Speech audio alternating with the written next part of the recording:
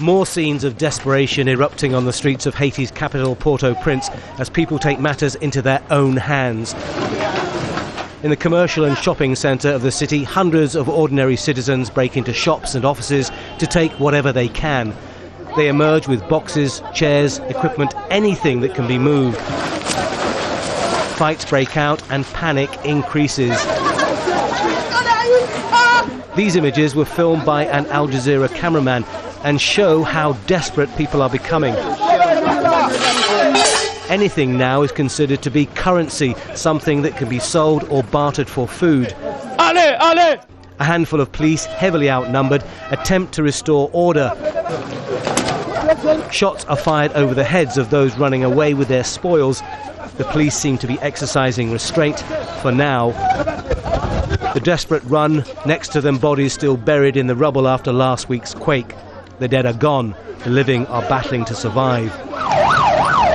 An armed UN patrol came by but made no attempt to intervene.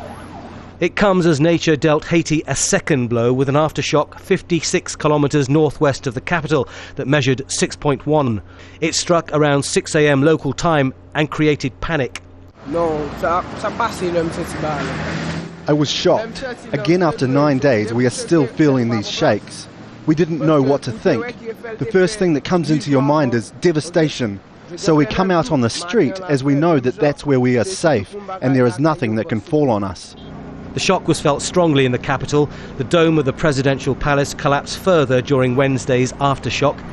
Now there are reports that many who are living in homes untouched by last week's quake are joining the hundreds of thousands living in the open.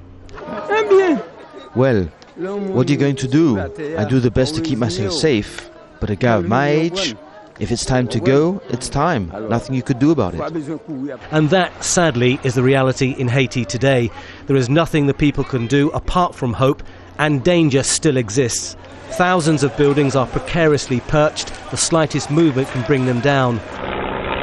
There was some good news. Foreign disaster teams rescued a 69-year-old woman who'd been buried under the rubble for days without food and water.